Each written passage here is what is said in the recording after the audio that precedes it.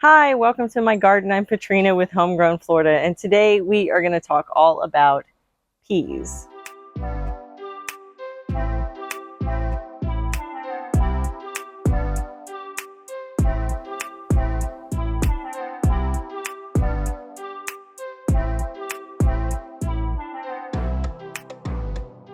Peas come in two types of varieties that you can buy. You have your typical shelling peas, which are the kind that you actually don't eat the pod that the peas grow in. And then you have your other type, which is what this one is, which is an edible pod or a snap pea. This one right here is a sugar snap pea, but I also have, I think, sugar daddy snap peas as well. I don't really grow the shelling peas anymore just because they do require a certain amount of care. They do require a certain amount of space, and you only get to eat the inside. I feel like I get more food from the snap pea or the sugar snap pea because you can eat the whole pod. So to me, it's just more food, same amount of space. Peas are a cool weather crop, so they particularly like cooler weather. And the way I like to think of it is they like it when it is cooler than 80 degrees during the day and when you're hitting into the 50s or 60s at night. Now, there are specific times of the years that you can grow these. It's very different where I live than where it might be where you live. Where I live in Florida, I usually plant these in October. Sometimes I start them in September. They don't do so well. But October all the way to about February-ish. Once you start getting into March and April, you are going to be hitting much hotter weather, and they are not going to thrive in that condition. They may still grow a little bit, but they're not going to do well, and they're not going to set the fruit very well. So a lot of times I base when to plant my sugar snap peas when the weather permits. So when I start to see those weather temperatures changing is when I start planting my peas. Now, to plant your peas, you are going to want to direct sow them. They do not do well with transplanting. So trays are kind of out of the question. So you really need to wait for when the weather is permitting for you to plant them in the ground directly. I just planted some the other day, so I'm going to show you. They come up very, very quickly, maybe 3 to 7 days tops. But I'm going to show you those. Let's take a look. You can see here, I have peas coming in all in front of this trellis that I have right here. I also, as you can see right here, I have my second generation or my second succession planting of peas right here. And then my first generation of plantings or my first succession planting are right here. So I have them at 3 levels right now. I will continue to succession plant these guys every month until I reach February. So we're down here now where I direct seeded my peas, and hopefully you'll be able to see some of them. I'm trying to push some of my other plants out of the way. I'm very much into polyculture and permaculture, but basically that just means I intercrop a lot of my plants near each other. So right now I have a squash plant over here, I have a broccoli, and then down here in between them, climbing up the trellis are my peas. When you plant your peas, you want to plant them down into the soil about up to your first knuckle. That's about 1 inch. My rule of thumb is always to plant the seed as deep down as the seed is big. So a pea seed is not 1 inch big, but you're going to kind of plant it about 1 inch down. I've never had a problem going that deep. It is a little bit deeper than the pea size is, but I feel like it gives it a strong base, and it is easier to keep the seeds moist while they germinate. Another thing to consider when planting your peas is whether or not you are going to inoculate. Now, I did not inoculate these peas, but I have a reason why, and that's because in this bed right here, I have grown tons of beans and peas before. And why that's important is beans and peas are a nitrogen fixing plant. And basically that means that when they sent down their roots, they look for a certain type of, I think it's a bacteria or an enzyme or something, starts with an R. I'll put it up on the screen. But that helps it convert things in the soil, that bacteria in the soil, to nitrogen, and that gives it the nitrogen that it needs for the plant to thrive. But if you have never planted beans or peas in that bed before, or in ground before, or in that container, it's not going to have that naturally occurring bacteria in it like it would if it had been planted before, and that is the purpose of the inoculant. You can buy the inoculant at anywhere where you buy seeds, really, anywhere you buy bean or pea seeds. You can get it on Amazon. I get it at Home Depot in the seed section. There's a packet right next to the beans and peas. And it is just, it looks like a grainy, dark sand. That's the only way I know how to put it. Usually what you would do is when you poke your finger in the hole to drop the seed in, you would sprinkle down some of the inoculant and then put the seed down in there with it. Other people wet the inoculant, like put the inoculant in water and then pour some of that water with the inoculant in it down into the hole as well, or coat the seeds in it. There's lots of different ways to do it. The easiest I've found is stick your finger down into the hole to create the hole, sprinkle some inoculant, put your pea on top of it, cover it all up. And that will give the beans and the peas what they need in order to convert the nitrogen in the soil so that it can use it itself and that it can actually help your soil. I strongly encourage you to use inoculant if you are brand new at growing peas. If it is new soil, if it is a new bed, any of those situations, use inoculant the first time. You're going to save yourself a lot of aggravation. Will peas grow without inoculant? Absolutely, they do. They will grow. They will probably look a little sickly. They will start to turn light yellow. They're having trouble getting to the nitrogen for themselves, and not only for themselves, but actually to help fix the nitrogen in the soil. They will naturally start to encourage that bacteria to grow, but you are going to have a poor harvest. You're going to have some plants that are going to probably need some fertilizer. So if you've already planted them before you've seen this video and you notice that your plants are struggling a little bit and you didn't know about the inoculant situation, there's two things that you can do. Hit it with a liquid fertilizer, like the one I enjoy the most is Neptune's Harvest fish fertilizer, and that will help the plant push through. It'll give it some nitrogen. Normally, in the pea growing process, you never need to give them any fertilizer, but in the instance where it is a new bed or something like that, and you did not put down inoculant, it will be necessary for you to supplement them some with a liquid fertilizer. And I say liquid because it will give it immediately available to the plant, whereas a granular is going to take time, and your plants are going to continue to suffer until that granular fertilizer breaks down. So make sure it's liquid fertilizer. Another thing you can do is if they're recently planted, like these guys down here, my little guys, if they're recently planted, you can actually kind of make a little trench around them and put some of the inoculant down and just cover it back up. Pretend it's like a seed and that you're planting a seed. Get it wet, get it down in the hole, trench it around your pea seedling, and that should help you if you're at the beginning stages. Now, if you're at the one stages up here with these guys that have been in the ground for a month or two, that's probably not going to help you. It's not going to get into the ground fast enough that the plant can use it. So you will probably have to focus on using the fertilizer for that first period.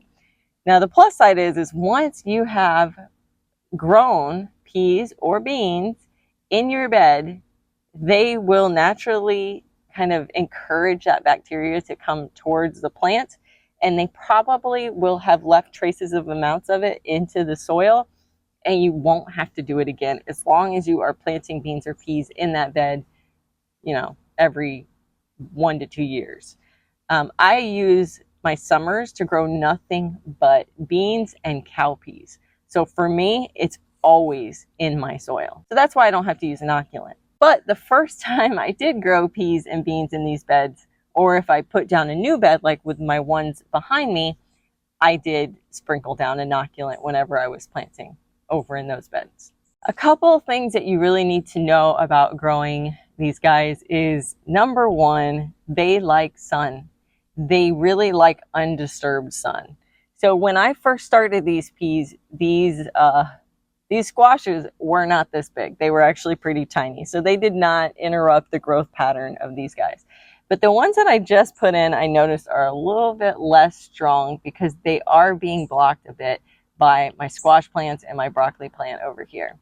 So if you have the availability of putting them in an area that gets, I mean, full sun, even Florida, full sun. This bed right here gets at least 8 hours a day, and they do phenomenal. Now I have put them over in my more shaded bed that only gets about 4 hours of sun, and they never fruited. They were weak and sickly the whole time. They just didn't do well. They really, really like the sun. The other thing they really, really like is to climb. They're not going to do their best just laying. Like sometimes I'll let my cowpeas, I won't trellis my cowpeas, and I'll let them just kind of straggle around, and they don't mind. But snap peas and shelling peas, they care about that. They want to climb. So you want to give them something to climb to. Now this right here, all this is the chicken wire fencing, and they do perfectly fine climbing this. A lot of the times they actually climb each other. When I first started gardening and I didn't have my trellis system, I actually took branches. So my front tree has these branches that have these curves to them. And I actually created like a little arch, and they climbed the dead branches of my tree as a little mini arch. Now they got way taller than the branches that I put in. And so eventually they do start to fall down. But I got plenty of peas using that method, and that one's free. So don't be afraid to use branches, bamboo sticks, netting, whatever. They don't really require anything heavy duty to climb. These guys are super, super lightweight and spindly. So they don't need anything super strong. Being in full sun though is very important. They really do the best if they are in a bed that has lots of sun, that is unobstructed, unlike what I'm doing right here, and with the ability to climb. So you're going to get your best production out of those guys. The next thing I wanted to discuss was how to handle bugs and fertilization. So we did talk a little bit about fertilizer before. You really shouldn't need any fertilizer whatsoever if you use inoculant or if it was a bed that was planted in before. But should you have missed that, you are going to need to use a nice broad nitrogen, potassium, phosphorus blend. That's why I love fish fertilizer. Generally, it's a 2-4-2 on the numbers, nitrogen, phosphorus, potassium, and that works out great. You don't want to use anything super heavy nitrogen because it will give you lots and lots of greens and maybe not as much fruit as you would like. That's why I really love the fish fertilizer. It works great for this purpose. But like I said, I have not fertilized these guys at all. As far as bugs are concerned, I have never had a problem with bugs. Now, I do have the occasional situation where something will come along and chew into the pod, and that one won't be really usable anymore. But it's so few and far between that I've never even tried to seek out what kind of bug it is that is doing that. I let them have their 1 or 2 of the harvest, and I don't worry about it. Now, if it was a stronger issue, or if I had birds or squirrels that were coming and stealing these things, netting is probably your best bet. Taking some tulle or some frost blankets and covering the plant so that they can't get in there. The cool thing about beans and peas is you can see the flowers right here. They don't require a pollinator. They don't need a bee or something to pollinate these. It's really just the wind, or like with tomatoes, tapping them will help them pollinate themselves. They don't need any help with that. So netting them is not going to be a problem with the pollination. So if you do end up with a problem with bugs, you can net them. That would be my strongest encouragement. I don't really think any sprays or treatments are really going to get rid of whatever it is that's chewing this. I think it's probably the lubber grasshoppers, and they're not really easy to control. Either that, or they're based on their bite marks. I'm guessing that they're either the lubber grasshoppers that we have here, or they are leaffoot bugs. It's one or the other, I think. And I'm not leaning towards leaffoot bugs because leaffoot bugs usually leave like little holes. I see those in my bean plants from them. I don't see them in my pea plants because the weather is much too cold for them at that point. So you shouldn't have a struggle with bugs, but if you do, netting is your best bet. You will notice one bug that I do have a problem with is leaf miners. And that is these little bugs that create these trails in the leaves. And the trails, the leaf miner is actually inside the leaf. And so they're very difficult to kill. What you can do is come through and actually pinch the start and end point of the trails, and you should kill the worm that's inside of there making the trails. I have never in my gardening experience had a situation where leaf miners destroyed an actual plant. Definitely unsightly, definitely not pretty, but my garden is not grown to be pretty. My garden is grown to be productive. So if you're like me and that's not a concern for you, ignore them. You can clip them off if it really bothers you, but I just leave them alone, and I have never had a situation where leaf miners have destroyed the whole plant. Let me bring you up close so you can see what they look like. So this is a perfect example of a leaf miner. It's creating these lines. I have another one back here. Creating these lines in the leaf. It's like a little microscopic worm, and it's actually living inside the leaf tissue. It's not on the outside. That's why they're somewhat difficult to destroy. But all you have to do is pinch the front of the trail. I sometimes pinch in the middle of the trail, and then pinch the end of the trail. And you should destroy the bug that way. Now that's not going to make the leaf go back to all green. You'll still have those lines there, but it will kill it from traveling any farther. Now let's talk about how to harvest these guys. Super easy. I'm going to take this one as my example, and I'm literally just going to pinch it from the plant. And it has the little top right here that when you take it inside, you can just break that piece off. And then if you'll notice here, this guy's kind of a fatty. I let him go a little bit far, but he's still just as good. Oh my gosh, that's just silly. That's so sweet. It's so weird to bite into a vegetable that all my life I have not liked. I never liked peas. Look, there's a little pea. I never liked peas. Oh, those are really sweet. Never liked peas growing up. Never really liked sugar snap peas. Everyone talks about them being sweet. I didn't find them sweet. I found them to be mushy and grassy and not really a great flavorful vegetable because all I ever ate them as was canned or frozen.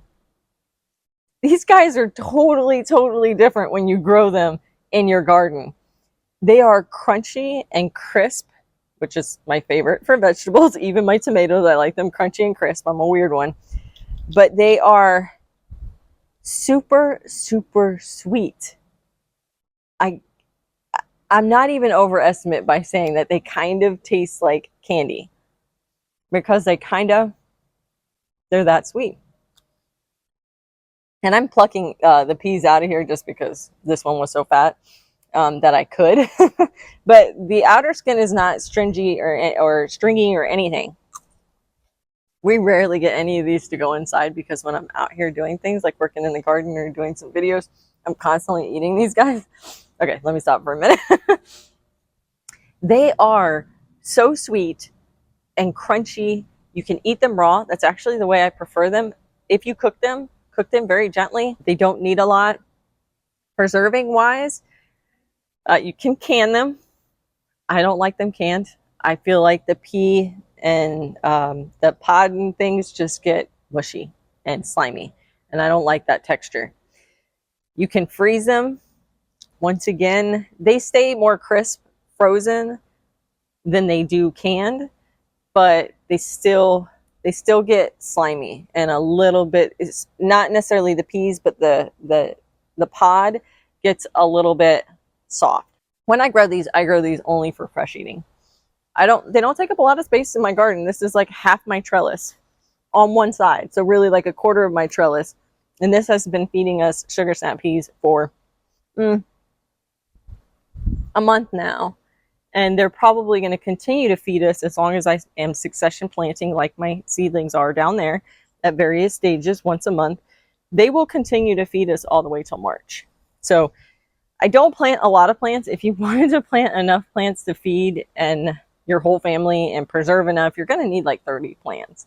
I usually put down 10 seeds when I first get started, and then I do 10 seeds every single month for my succession planting, and that gives us plenty for fresh eating and for cooking in our dinners and things like that. But I don't preserve them. We usually eat them all out here, or I bring them inside and we put them in salads or stir fries or really any dinner that calls for a green vegetable. I'll put them on as a side dish and sprinkle just lemon or lemon pepper. Amazing. So good. I can't stop eating them. When you harvest them, you're actually not looking for it to get fat like this. I've let these go a little bit. Let me find you one that's actually a good size so that you can see what they should look like. This one's probably a good example. It's got some depth in it, but the peas inside are not really full yet. This is a good sugar snap pea. Snow peas, if you're growing those, which is another type of snap pea, is going to be completely flat. It's not going to have any thickness to it. It's going to be completely flat, and you'll see tiny little beads inside. When they're flat is when you want to get them. Snap beans, you want them to have a little bit of fullness. Maybe not that much fullness. Not the little pregnant ones, but the little skinny ones. These are the best for eating. I still like cracking my sugar snap peas open and actually eating the peas from inside, just like you would a shelling pea. And I'll eat the peas and I'll eat the pods as well. But these are more of the ideal way to eat them. They have less gaps, and I don't know. I think they're good both ways. So you can eat them either way that you want. Thanks so much for joining me today. If you have any questions about your peas or you're struggling with growing peas, head down to the comments, leave me a note. I'll be sure to respond. Thanks so much for watching.